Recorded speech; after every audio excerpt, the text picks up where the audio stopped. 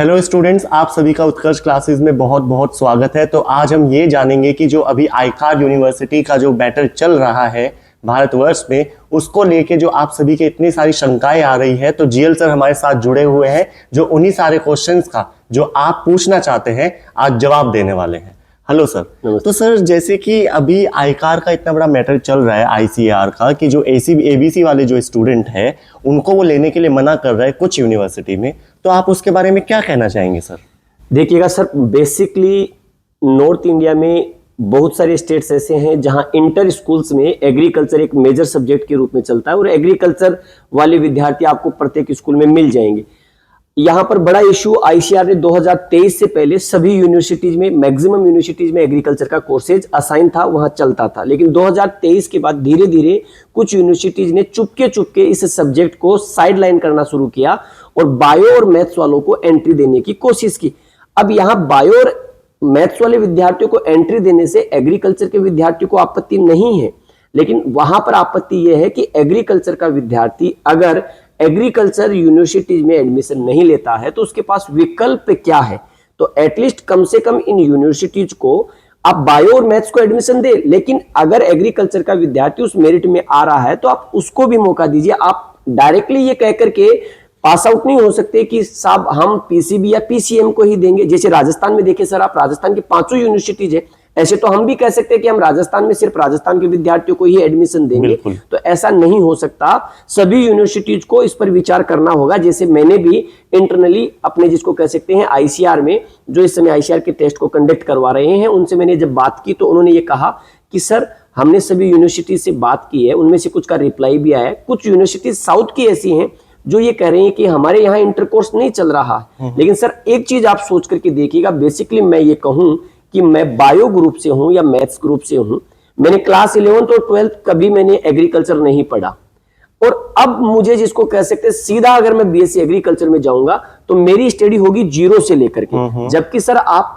11th 12th inter में आपने agriculture पढ़ा है तो आपको बेसिकली इस चीज का नॉलेज है। और आपने एग्रीकल्चर लिया किस लिए था? आपने लिया था कि मैं जब बीएससी में जाऊंगा तो वहां अच्छा कर पाऊंगा। लेकिन यहाँ तो सब उल्टा ही हो रहा है कुछ यूनिवर्सिटीज में। तो इसलिए एक प्रकार से मैं कहूं कि एग्रीकल्चर वाले जो विद्यार्थी हैं उनको कहीं ना कहीं हताशा का भाव जरूर महसूस होता है।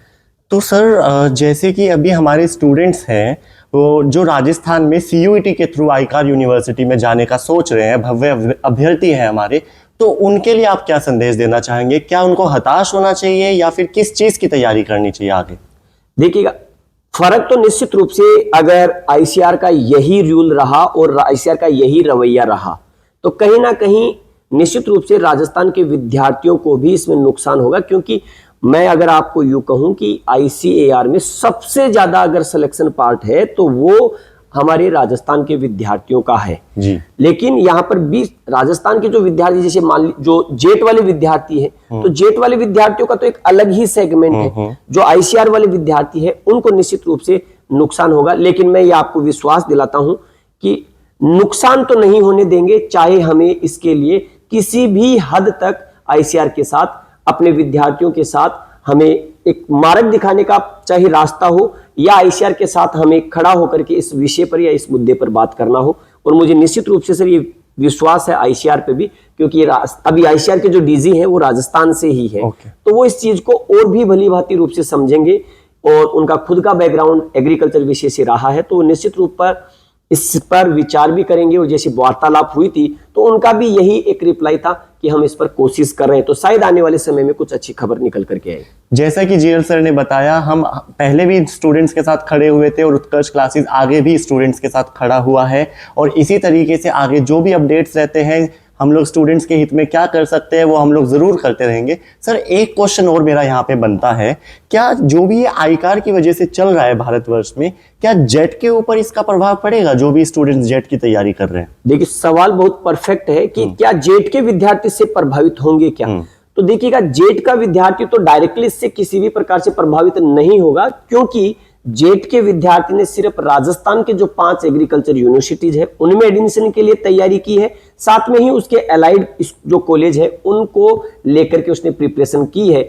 इसलिए उसको तो किसी भी स्तर पर प्रभावित नहीं करेगा, क्योंकि राजस्थान के जेट के विद्यार्थियों के लिए अपनी जो सीटें हैं वो पहले से ही रिजर्व है। हाँ, जो 20% सीटें हैं वो आईसीआर के लिए उन्होंने रिजर्व रख रखी है। लेकिन सर मेरा एक यहाँ आईसीआर से सीधा सीधा सवाल ये है, हाँ निश्चित रूप से मैं मानता हूं कि एग्रीकल्चर एक राज्य का मुद्दा है, संवैधानिक रूप से कृषि राज्य का मुद्दा है, तो राज्य को यह विवेक है कि वो किस प्रकार से यहां अपने एग्रीकल्चर की स्टडी विद्यार्थियों से करवाना चाहता है। लेकिन यह भी सोचना होगा कि जब आईसीएआर इन 74 यूनिवर्सिटीज को ग्रांट देता है, किसके लिए? एग्रीकल्चर में रिसर्च के लिए, एग्रीकल्चर में अध्ययन के लिए, तो क्या ये आईसीआर का दायित्व नहीं बन जाता है कि वो भी अपने ग्रांट पर विचार करें कि हम जितना आपको दे रहे थे उसमें से हम 20% काट लेते हैं, बाकी का आप जिसको कह सकते हैं ले सकते हैं। तो आईसीआर को भी इस पर सोचना होगा।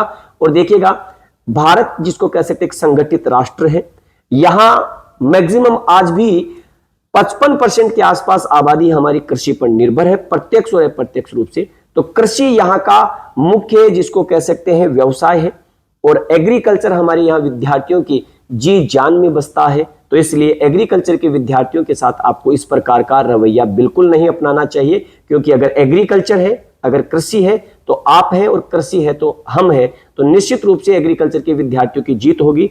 तो आप सभी विद्यार्थी लगातार हमारे साथ जुड़े रहें। अगर किसी भी प्रकार की आपको समस्या होंगी तो उत्कर्ष की पूरी टीम आपके साथ है, हम आपके साथ कंधे से कंधा मिला करके खड़े हैं, तो चिंता करने की आवश्यकता नहीं है। जो जो अपडेट्स आएंगे हम आपके साथ लेकर के जुड़ते रहेंगे। तो इसी प्रकार से उत्कर्ष आपके साथ रहेगा। जय जवान, जय किसान और जय कृषि विज्ञान। धन्यवाद सर। Thank you.